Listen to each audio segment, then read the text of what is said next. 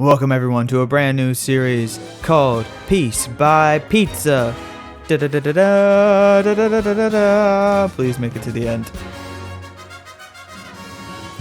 There we go. Piece by Pizza, everyone. That was very loud. But unlike this intro, this is not going to be a very destructive series. It's actually going to be very constructive because I'm going to be teaching you how to build. Piece by Pizza. Get it? It's the name of the series. Before you actually start building, you need to decide where you're going to build your building. And this depends on a couple of things. It depends on what you're building, it depends on what scenery you want, and it depends on, well, other factors like if you're playing on a multiplayer server, how close do you want to be to other people, is it a shopping district, what have you. So example A, I'm not going to build here because it's a crater that I just made. And I don't really want to build in a crater, at least not yet. So we're going to move somewhere else for now. Let's say we want to move right here. Next to the crater, but still kind of out of eyesight. But you want to consider what kind of biome you want to be in, how much terraforming you might be willing to do, and don't worry, we'll get into terraforming and stuff in the next few episodes.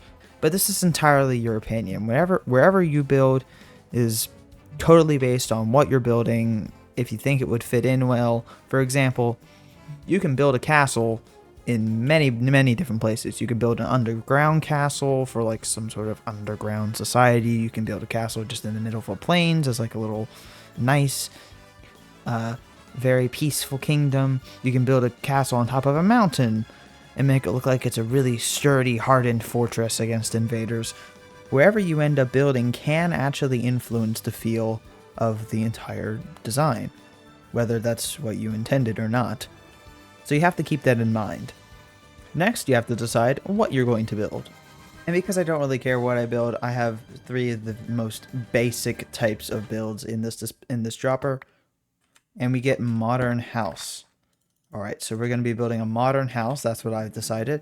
After you've done that and you've decided what you want to build, you have to figure out one of the most important things of any build. Actually, if anything, it might be the most important thing. The shape of the build. Dun dun dun!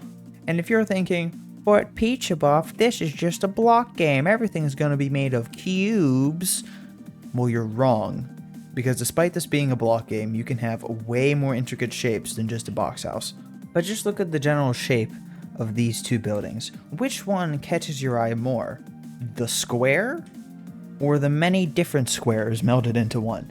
And if you're like most people, it's probably this one.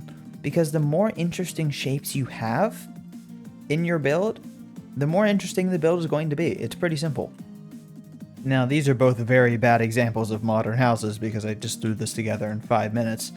But as you can see, the shape, the extra dimension in the shape of this one just gives it so much more character than this one, because it's hard to explain, but it's just more interesting for the eye to look at.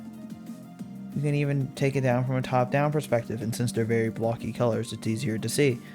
But shape is probably the most important thing you're gonna have to pay attention to when you're in the preliminary phases of your build. When I'm in survival mode or even creative, I like to mark things out with wool. So let's say I wanted to build a little castle. So I'm gonna have my initial area here, and we'll make it about that big. And let's say I wanted a tower here, and then I can just mark how high that goes. So we'll make it go up here. I want to have a little side area here.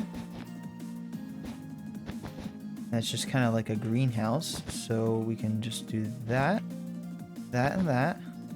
And then we'll say that this one will have a second layer. Again, very gross and disgusting, and I hate it.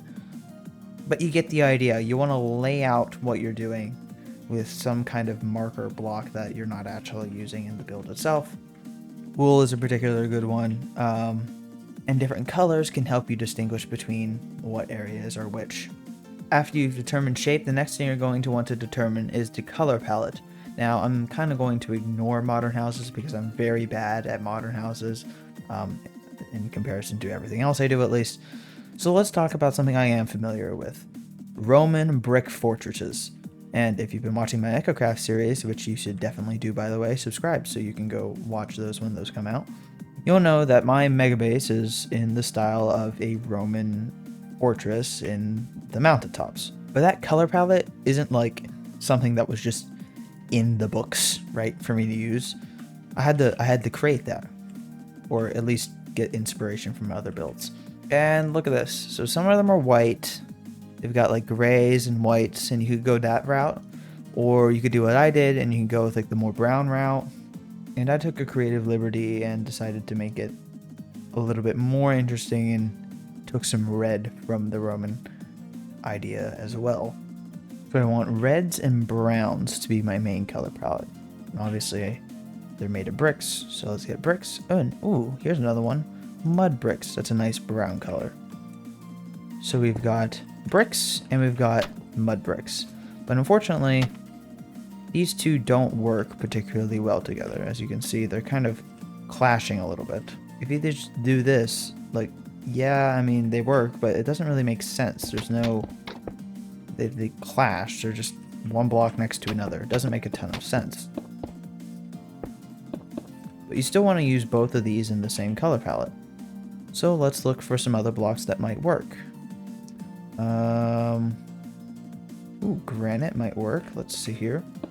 So granite mixes pretty well with both of these blocks. It might be a good middle block. Packed mud, the derivative of mud. So yeah, you can see that nice transition there. Let's keep going further down the list. And ooh, dripstone. Dripstone might work. Let's try dripstone as well. So there you go. This is the color palette that I use for my fortress. You can see the kind of progression between the two. There's one little outlier here. You just use these ones in moderation.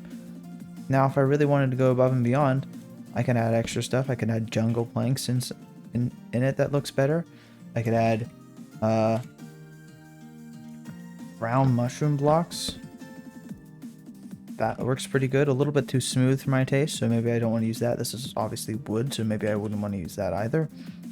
If you really want to be special, you can use rooted dirt. That works well with the color palette. You could do polished granite. You could do mangrove. That's pretty dark, so maybe don't use that. But again, you have tons of options, and this works with every color scheme. You have tons of options for things to use in your different color palettes, and it doesn't necessarily have to just make sense based on the material, especially if it's a bigger build.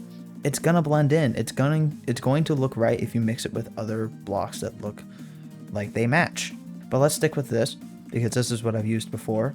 So we're gonna want a few different types of things to go with it. So maybe I want a roof color, and I want to try to keep the red. So let's go mangrove. So we've got mangrove here.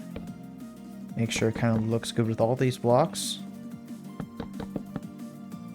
Yep, mangrove looks good with all of them. Want things for doors and supports and floors and windows. So let's get some spruce here. Yeah, spruce. Spruce goes really well for it. So I need something for floors.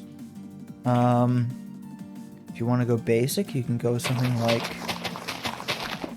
cobblestone.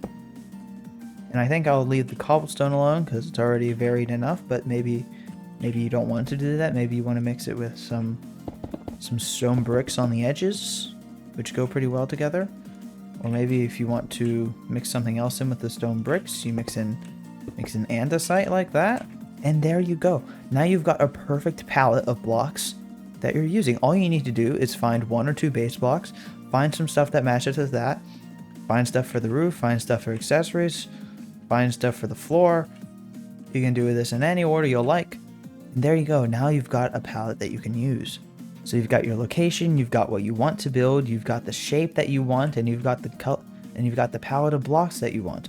And those are the first preliminary steps to building well in Minecraft.